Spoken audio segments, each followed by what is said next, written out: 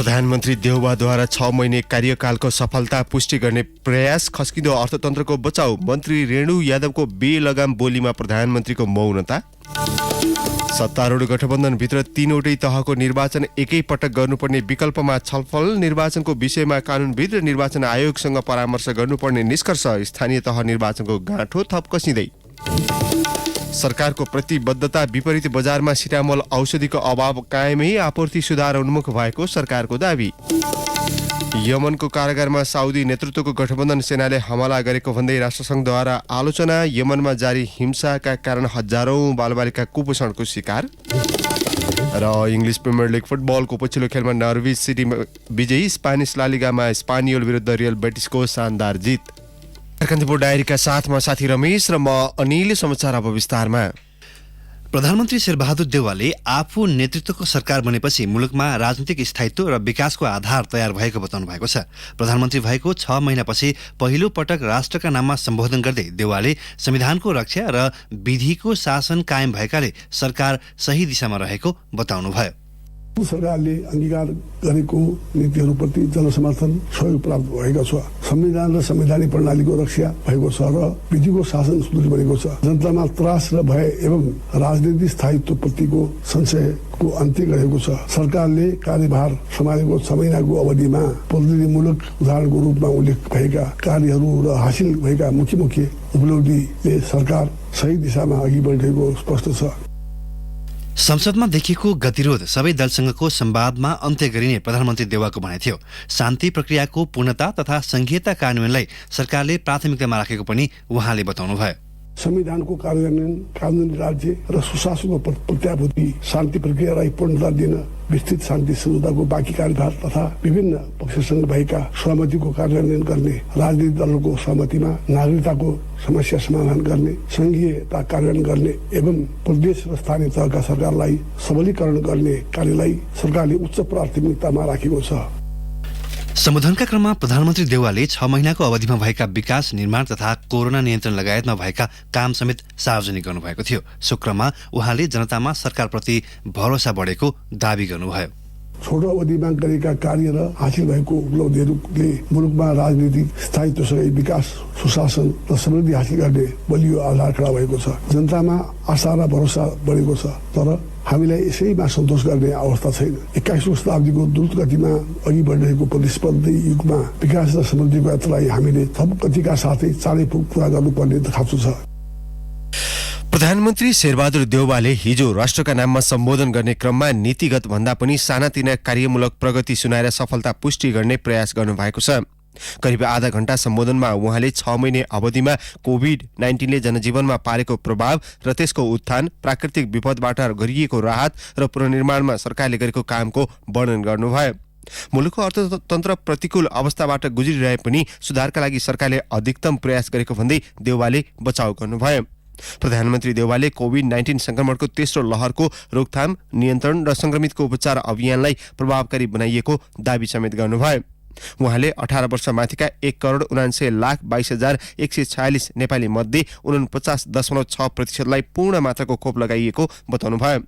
विद्युत उत्पादनमा भएको वृद्धि तथा आर्थिक एवं सामाजिक क्रियाकलापमा भएको सुधार, निर्यातमा भएको बढोत्तरी, उच्च कर्जा प्रवाह जस्ता कारण आर्थिक वृद्धि दर गत वर्षको भन्दा माथि हुने अपेक्षा गरिएको देउवाको भनाइ छ। तर पछिल्लो समय अर्थतन्त्रका आन्तरिक र बाह्य दुवै क्षेत्रबाट अर्थतन्त्रमा परेको चापलाई सरकारले गम्भीरताका साथ नलिएको देखिएको छ। यसैबीच गौर नगर सम्मार दोहोऱ्याइदिने भौतिक पूर्वाधार तथा यातायात मन्त्री रेणु यादवको सार्वजनिक अभिव्यक्तिप्रति आलोचना भइरहँदा समेत सरकारले हालसम्म कुनै प्रतिक्रिया जनाएको छैन। मन्त्री यादवकै दल जनता समाजवादी पार्टी पनि यो विषयमा बेखबर जस्तै छ। रौतहटको गौरमा 2063 चैत 7 मा तत्कालीन मधेसी जनाधिकार फोरमका कार्यकर्ताको आक्रमणबाट माओवादीका 27 कार्यकर्ताको ज्यान गएको थियो। घटनाको अनुसन्धान फाइल राजनीतिक दबाव र प्रभावमा अघि नबढाइँदा आरोपित कानुनी दायरामा आएनन्। घटनाको 1.5 दशकपछि मन्त्री यादवले बुधबार रौतहटमा आयोजित कार्यक्रममा जनमत पार्टीका अध्यक्ष सीके राउतलाई लक्षित गर्दै गौर घटना दोहोरिने धम्की दिनुभएको थियो। स्थानीय तहको निर्वाचनलाई लिएर सत्तारूढ दलभित्र समान मत हुन नसकिरहेका बेला तीनवटै तहको निर्वाचन एकैपटक गर्नुपर्ने विषयले प्रवेश पाएको छ। हिजो साँझ बसेको सत्तारूढ 5 दल आबद्ध राजनीतिक समन्वय समितिको बैठकमा आगामी वर्ष एकैपटक संघीय संसद, प्रदेशसभा र स्थानीय तहको निर्वाचन गर्ने विकल्प पेश भएको हो। बैठकपछि सरकारका प्रवक्ता एवं सञ्चार मन्त्री ज्ञानेन्द्र बहादुर कार्कीले तीनै तहको निर्वाचन एकैपटक गर्ने विषयबारे छलफल भएको जानकारी दिनुभयो। हाम्रो मुलुकको जुन भौगोलिक अवस्था छ, हाम्रो मुलुकको अर्थतन्त्र जुन छ र निर्वाचन प्रणाली धेरै खर्चिलो भयो भन्ने जुन किसिमको एउटा आवाज आइरहेको छ, यसलाई कसरी सम्बोधन गर्न सकिन्छ? लोकतन्त्रमा जनताको अभिमत सर्वोपरि हो र यो अभिमतलाई कसरी देश र जनताको पक्षमा प्रभावकारी रूपले अभिव्यक्त गर्ने परिस्थितिको निर्माण गर्न सकिन्छ, यसबारेमा पनि छलफल हुँदाखेरि तीनै तहको निर्वाचनलाई एकैचोटि गर्दाखेरि के हुन्छ भन्ने बारेमा पनि छलफल चलेको छ। यसैबीच 5 दलीय गठबन्धनले स्थानीय तहको निर्वाचनबारे समेत संवैधानिक र कानूनी स्पष्टता आवश्यक भएको निष्कर्ष निकालेका छन्। त्यसबारे संविधान र कानून बीचसँग परामर्श गर्ने सहमति समेत सत्तारूढ दलबीच भएको छ। मन्त्री कार्कीले स्थानीय तहको पदावधिबारे प्रष्ट हुन आवश्यक भएको बताउनुभयो। 3 तहमा भएको हाम्रो नेपालको संविधानले 5 वर्ष स्थानीय सरकारको पदावधिको चाहिँ परिकल्पना गरेको र यो 3 तहमा हामीले कुन चाहिँ डेटलाई, कुन मितिलाई 5 वर्षको मान्ने, त्यसबारेमा पनि छलफलको अरू आवश्यकता भएको अब हामी चाँडै नै संविधानविदहरूसँग पनि एकताल परामर्श गर्छौँ। त्यस्तै गरेर निर्वाचन आयोगसँग पनि परामर्श गरेर हामी स्थानीय तहको निर्वाचन सम्पन्न गर्ने दिशामा अगाडि बढ्छौँ। स्रोतका अनुसार अघिल्लो बैठकमा वैशाखमा संघीय संसदको निर्वाचन र केही महिनापछि स्थानीय तहको निर्वाचन गर्न सकिने प्रस्ताव पेश गरेका माओवादी केन्द्रका अध्यक्ष पुष्पकमल दाहालले हिजोको बैठकमा सो प्रस्तावबारे खासै धारणा राख्नु भएन। अब कान्तिपुर सविस्तार। कान्तिपुर सविस्तार। दलहरू 2079 साललाई निर्वाचन वर्षको रूपमा मनाउन सैद्धान्तिक रूपमा सहमत भएका छन्, तर कुन तहको चुनाव पहिले भन्नेमा उनीहरू विभाजित हुँदा निर्वाचन आयोगले प्रस्ताव गरेको मितिमा स्थानीय तहको चुनाव हुनेमा शंका गहिरिएको छ।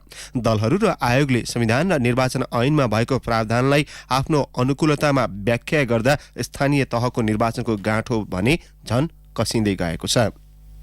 वर्ष 2079 चुनावी साल हुनेमा कुनै दुविधा छैन। तीनै तहको निर्वाचन 79 भित्रै सम्पन्न गरिसक्नु पर्नेछ। तर कुन तहको निर्वाचन पहिले भन्नेमा दलहरू बीच मत ऐक्यता नहुँदा निर्वाचन आयोगले प्रस्ताव गरेको मितिमा स्थानीय तहको चुनाव हुने अन्यल कायमै छ। सत्तारोहणको आधा वर्षपछि देशवासीका नाममा सम्बोधन गरेका प्रधानमन्त्री शेरबहादुर देउवाले पनि चुनाव कहिले भन्ने बारेको जनचासोलाई सैद्धान्तिक रूपमा मात्रै सम्बोधन गर्नुभयो। संसदको गतिरोध अन्त्य गरी विचाराधीन विषयलाई निष्कर्षमा पुर्याइनेछ।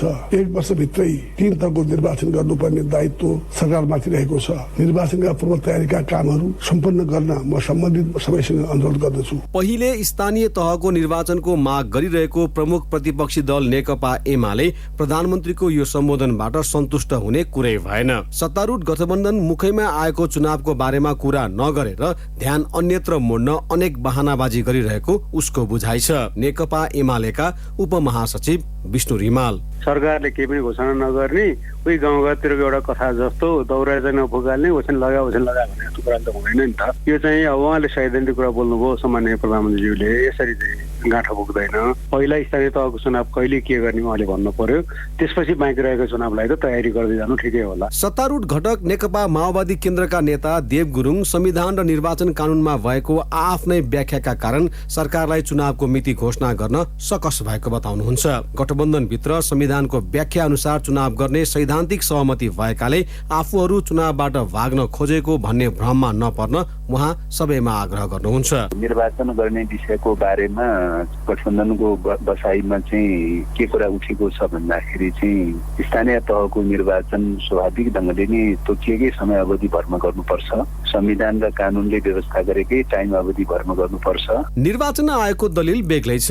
आगामी जेठ 6 गतेबाट हाल निर्वाचित स्थानीय तहका जनप्रतिनिधिहरूको पदावधि सकिने र संविधानले उनीहरूको रिक्तता कल्पना नगरेकाले पहिले स्थानीय तहको चुनाव गर्नु आफ्नो बाध्यता भएको आयोगको भनाइ छ। तर आयोग आफैले टेकेको स्थानीय तह निर्वाचन ऐनमा अवधि सकिनु 2 महिना अघि नै चुनाव गरिसक्नुपर्ने प्रावधानको भने उल्लङ्घन हुने भएको छ। निर्वाचन आयोगका सहायक प्रवक्ता कोमल प्रसाद धमला आगामी 79 साल जेठ 5 गते राति 12 बजेबाट निर्वाचित पदाधिकारीहरू अहिले स्थानीय सरकारका पदाधिकारीहरूको पदावधि सकिन्छ। जेठ 6 गतेबाट भ्याक्युम हुन्छ। हाम्रो संविधानमा कानुनमा कहीँ पनि स्थानीय सरकारलाई भ्याक्युम राख्ने परिकल्पना गरिएको छैन। 6 गते नयाँ इलेक्टेड अथोरिटीले रिप्लेस गर्नुपर्छ भन्ने सामान्य मान्यता र आयोगको बुझाइ यही हो। प्रमुख प्रतिपक्षी दल एमाले पनि मुखैमा आएको स्थानीय तहको निर्वाचन गराउने जोडबलमा छ।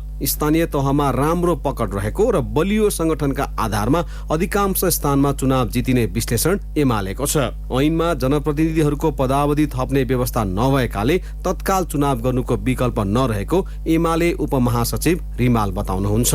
हाम्रो पार्टीले मुखमा आएको चुनाव चाहिँ गरिहाल्नुपर्छ भनेका छौँ। हामीले कुनै पनि तहको चुनाव रोक्न मिल्दैन। अहिले तत्काल चाहिँ समय नाग्न लागेको चुनाव भनेको स्थानीय तहको चुनाव हो। निर्वाचन आयोगले पहिला सरकारलाई सुझाव दिएको भनिएको मिति वैशाख 14 गतेबाट 120 दिन अगाडि नै चुनाव घोषणा होस् भन्ने उसको चाहना थियो। त्यो 120 दिन हुँदैन भने 100 दिन भयो भने मान्छु भन्ने निर्वाचन आयोगको हामीलाई ब्रिफिङ थियो। तर समय घट्दैछ।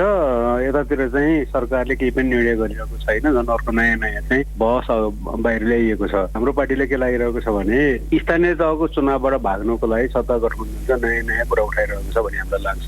स्थानीय सरकार सञ्चालन ऐन 2074 मा जनप्रतिनिधिको पदावधि थप्ने बारे अघिल्ला ऐनहरूमा जस्तो कुनै व्यवस्था छैन। नयाँ निर्वाचनबाट बहाल नभए 2079 जेठ 6 गतेबाट देशभरका स्थानीय तह जनप्रतिनिधि विहीन हुनेमा कुनै शंका छैन।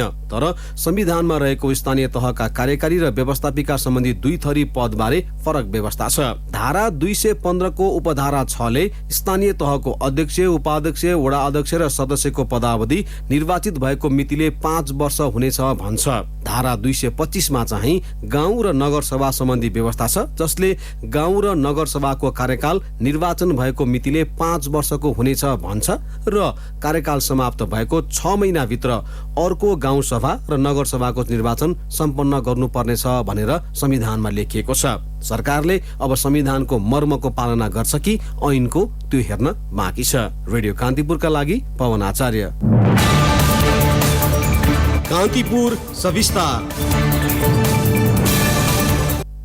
ब्रेकपछि कान्तिपुर डायरीमा अब बाँकी प्रसङ्ग। सरकारले शुक्रबारसम्म सिटामोलको आपूर्ति व्यवस्था सहज बनाउने बताए पनि बजारमा अभाव कायमी देखिएको छ।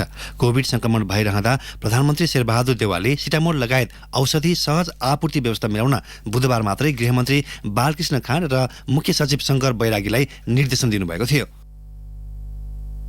त्यसपछि मुख्य सचिव बैरागीले स्वास्थ्य मन्त्रालयलाई औषधि उत्पादन र आपूर्ति तीव्र पार्न निर्देशन दिनुभएको थियो। लगतै औषधि लिमिटेड, औषधि उत्पादक संघ, नेपाल औषधि व्यवसायी संघ, पैठारीकर्ता सहितको छलफलपछि औषधि व्यवस्था विभागका महानिर्देशक नारायण प्रसाद ढकालले शुक्रबारसम्म सहज हुने बताउनु भएको थियो। तर बजारमा अझै सिटामोल सहजै पाइँदैन। वाणिज्य आपूर्ति तथा उपभोक्ता संरक्षण विभागका प्रवक्ता हरि पङ्गिनीका अनुसार सिटामोल अझै सहज भइसकेको पाइएको छैन। उहाँले भन्नुभयो, मुख्यतः बिहिबार र शुक्रबार उपत्यकाका ठूला अस्पतालका फार्मेसीमा अनुगमन गर्यौं। 2 दिनमा करिब 28 फार्मेसीमा अनुगमन गर्दा सिटामोल सहज देखेनौं। उहाँले भन्नुभयो, केहीमा थोरै परिमाणमा मात्रै देखियो। 7 बाटोमा रहेको गोसाईकुण्ड स्वास्थ्य सेवाले सिटामोल लुकाएको फेला पारेपछि 10,000 जरिवाना गरिएको थियो। विभागको टोलीले बुधबार पुनः 2वटा फार्मेसीमा अनुगमन गरेको थियो। बिहिबार औषधि व्यवस्था विभागको टोली सहित 15 फार्मेसीमा अनुगमन गरिएको थियो। हिजो 12 फार्मेसीमा अनुगमन गरेको प्रवक्ता पङ्गेनीले बताउनुभयो। उहाँले भन्नुभयो, 7 देखि 8वटा फार्मेसीमा हेर्दा 3वटामा भेटियो, त्यसमा पनि 2-4 पत्ता मात्रै देखिन्छ। 40 लाख ट्याब्लेट बजारमा आएपछि अभाव हट्छ। सिटामोल लुकाएर नराख्न निर्देशन दिएका छौं। अनुगमन गरिएको फार्मेसी मध्ये अल्का अस्पतालको फार्मेसीमा भने 37,500 ट्याब्लेट सिटामोल पाइएको थियो। नवयुग फार्मेसीले 8 देखि 10 पत्ता सिटामोल लुकाएर राखेको भेटिएको विभागले जनाएको छ। यस्तै नवयुगमा अनुगमन गर्दा सुरुमा औषधि नभएको भन्दै पन्चिन खोजिएको तर 8 देखि 10 पत्ता लुकाएर राखिएको उहाँले बताउनुभयो। औषधि व्यवस्था विभागका महानिर्देशक नारायण ढकालले उद्योगहरूबाट उत्पादित सिटामोल बजारमा आपूर्ति भइरहेको बताउनुभयो। शिक्षा विज्ञान तथा प्रविधि मन्त्रालयले विद्यार्थीबाट अतिरिक्त शुल्क लिने नोबेल र काठमाडौँ मेडिकल कलेज KMC माथि कारवाही गर्न गृह मन्त्रालयलाई सिफारिस गरेको छ। शिक्षा मन्त्री देवेन्द्र पौडेलले नोबेल र KMCले शिक्षा मन्त्रालयको निर्णय र निर्देशन उल्लङ्घन गरेको जनाउँदै गृह प्रशासन मार्फत कारवाही अघि बढाउन गृहमन्त्री बालकृष्ण खाँडसँग आग्रह गर्नुभएको हो। गृह मन्त्रालयले हिजो पीडित विद्यार्थी 7 विद्यार्थी संगठनका प्रतिनिधि र शिक्षा मन्त्रीसहित छलफल गरेको थियो। शिक्षा मन्त्री पौडेलको आग्रहपछि गृहमन्त्री खाँडले मेडिकल कलेजलाई कारवाही प्रक्रिया अघि बढाउने प्रतिबद्धता जनाउनु भएको छलफलमा सहभागी नेभी संघका महामन्त्री बलदेव तिमल सिन्हाले जानकारी दिनुभयो। उहाँले भन्नुभयो, शिक्षा मन्त्रीले गृह मन्त्रालयले कारवाही अघि बढाउनु पर्ने राय राख्नुभयो। गृहमन्त्रीले कारवाहीको प्रक्रिया प्रारम्भ भयो, विद्यार्थीलाई प्रशासनमा उजुरी गर्न लगाउनुस् भन्नुभएको छ। शिक्षा मन्त्री पौडेलले यसअघि पनि गृहमन्त्री खाँडलाई भेटेर तथा टेलिफोनमा अतिरिक्त शुल्क लिने मेडिकल कलेज सञ्चालकलाई कारवाही गर्न जोड दिँदै आउनु भएको थियो।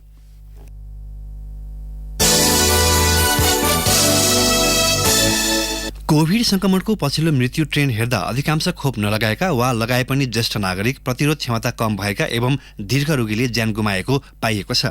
वीर अस्पताल स्थित कोभिड-19 युनिफाइड केन्द्रीय अस्पतालमा संक्रमणले पछिल्लो 3 दिनमा मृत्यु भएका 5 जनाले नै खोप लगाएका थिएनन्। अन्य स्वास्थ्य संस्थामा समेत खोप नलगाएका वा लगाए पनि ज्येष्ठ नागरिक, प्रतिरोध क्षमता कम भएका वा अरू रोग लागेका संक्रमितको मृत्यु भइरहेको छ। युनिफाइड केन्द्रीय अस्पतालका उपनिर्देशक डाक्टर प्रज्वल श्रेष्ठका अनुसार वीरमा शुक्रबार 32 वर्षीय पुरुष, बिहिबार 36 र 50 वर्षका 2 महिला एवं 89 वर्षका 1 पुरुष र बुधबार 69 वर्षकी महिलाको मृत्यु भएको थियो। डाक्टर श्रेष्ठले भन्नुभयो, दोस्रो लहरको डेल्टा भेरिएन्टको दाँजोमा ओमिक्रोन संक्रमणमा मृत्युदर कम छ। वीरमा मृत्यु भएका 5 जना खोप नलगाएका हुन्। उनीहरूमध्ये धेरैमा कोमर्बिडिटी समेत देखिएको थियो। हिजो मात्रै कोभिडका कारण 3 जनाको मृत्यु भएको छ। यसैबीच माघको तेस्रो साता दैनिक कोभिड संक्रमितको संख्या 26,000 सम्म पुग्न सक्ने एक अध्ययनले प्रक्षेपण गरेको छ। म्याथमेटिकल बायोलोजी रिसर्च समूहको अध्ययनले यस्तो अनुमान गरेको हो। स्वास्थ्य तथा जनसङ्ख्या मन्त्रालयले पनि माघ तेस्रो साता कोरोना संक्रमण उत्कर्षमा पुग्ने बताएको थियो। यसैबीच सरकारले कोरोना संक्रमणको जोखिमका कारण मलेसिया र खाडी मुलुकमा भिजिट भिसामा जान रोक लगाएको छ। कान्तिपुर डायरीमा पुनः ब्रेकको पालो। ब्रेकपछि कान्तिपुर डायरीमा अब आर्थिक प्रसङ्ग। प्रधानमन्त्री शेरबहादुर देवालले शुक्रबार देशवासीका नाममा सम्बोधन गर्दै खस्किँदो अर्थतन्त्रबारे बचाउ गर्नुभएको छ। उहाँले दिनुभएको अभिव्यक्तिमा केही आर्थिक सूचक सामान्य रूपमा कमजोर देखिए पनि सरकारले थालेका प्रयासबाट त्यसलाई सजिलै व्यवस्थापन गरिने अभिव्यक्ति प्रधानमन्त्री देवाको आएको हो। समाधानमा परेका आर्थिक क्षेत्रसँग सम्बन्धित बुँदा हेर्दा अहिले अर्थतन्त्रको कुनै पनि क्षेत्र समस्यामा रहेको इङ्गित हुँदैन, तर वास्तविकता निकै फरक छ। आन्तरिक र बाह्य दुवै क्षेत्रका सूचक निरन्तर घट्दो क्रममा छन्। न्यून पुँजीगत खर्च, घट्दो रेमिटेन्स, उच्च मूल्य वृद्धि, अनियन्त्रित आयात, कमजोर विदेशी विनिमय संस्थिति, भुक्तानी सन्तुलनमा चाप, तरलता अभाव लगायत आर्थिक सूचक सङ्कटकै अवस्थामा पुग्न लागेको भनेर अर्थविदहरूले चेतावनी दिइरहेका छन्। चालू आर्थिक वर्षको चैत मसान्तसम्ममा सरकारले 1 खर्ब 50 करोड रुपियाँ आन्तरिक ऋण उठाउने भएको छ। सरकारी खर्च नभएकाले वित्तीय प्रणालीमा तरलता अभावको समस्या कायमै रहेका बेला सरकारले आन्तरिक ऋण उठाउने तयारी गरेको हो। यसका लागि शुक्रबार राष्ट्र ब्याङ्कले आन्तरिक ऋण उठाउने तालिका सार्वजनिक गरेको छ। आर्थिक वर्षको सुरुदेखि आन्तरिक ऋण उठाउने भनिए पनि तरलता अभाव रहेको भन्दै उठाइएको थिएन। लामो समयदेखि तरलता अभावको समस्या झेलिरहेको वित्तीय प्रणालीबाट सरकारले आन्तरिक ऋण उठाउने भएपछि तरलता समस्या थप बढ्ने जानकारहरू बताउँछन्। अब अन्तर्राष्ट्रिय प्रसङ्ग। यमनको कारागारमा साउदी नेतृत्वको गठबन्धन सेनाले हमला गरेको भन्दै राष्ट्रसङ्घले कडा आलोचना गरेको छ। बन्दीगृहमा भएको हवाई हमलामा परि 70 जना मारिएका छन्। घटनामा परि 200 भन्दा बढी घाइते भएका छन्। हुथी विद्रोहीको पकड रहेको सादा शहरमा सो आक्रमण भएको हो।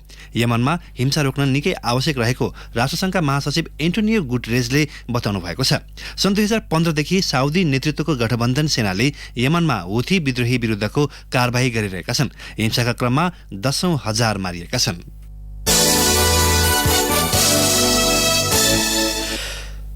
अब खेल प्रसङ्ग। इङ्ग्लिस प्रिमियर लिग फुटबलको पछिल्लो खेलमा नर्विच सिटी विजयी भएको छ। नर्विच सिटीले वाटफोर्डलाई 3-0 गोल अन्तरले पराजित गरेको हो। वाटफोर्ड रेलिगेसन जोनमा परेको छ। जितसँगै नर्विच रेलिगेसन जोनभन्दा माथि उक्लन सफल भएको छ। नर्विचका लागि जोस सार्जेन्टले 2 गोल गरेका थिए। वाटफोर्डका जुराज कुक्काले 1 गोल उपहार स्वरूप नर्विचलाई दिएपछि नतिजा 3-0 को अवस्थामा पुगेको थियो। यसैगरी स्पेनिस ला लिगा फुटबलमा रियल बेटिसले स्पानियोललाई 4-1 गोल अन्तरले पराजित गरेको छ। बोर्जा इग्लेसियासले 2 गोल गरेको खेलमा गुइडो रोड्रिगेज र विलियम होजेले समान 1-1 गोल गरेका थिए। अब मौसम सम्बन्धी जानकारी। मुलुकभरको मौसममा आज आंशिक बदली हुने जल तथा मौसम पूर्वानुमान महाशाखाले जनाएको छ। साथै मध्य प्रदेश बाहेकका केही स्थानमा हल्का वर्षाको सम्भावना रहेको पनि महाशाखाले जनाएको छ। काठमाडौँ उपत्यकाको न्यूनतम तापक्रम 4.4 डिग्री सेल्सियस मापन गरिएको छ। त्यस्तै अधिकतम तापक्रम 15 डिग्री सेल्सियस पुग्ने महाशाखाको अनुमान छ। सूर्योदय बिहान 6:55 भयो भने सूर्यास्त भरे साँझ 5:36 हुनेछ। हवस् त नै प्रसङ्गसहित कान्तिपुर डायरीको यो बुलेटिन अहिलेलाई यहीँ सकिन्छ। साथी रमेश र म अनिल बिदा माग्छौँ। नमस्कार।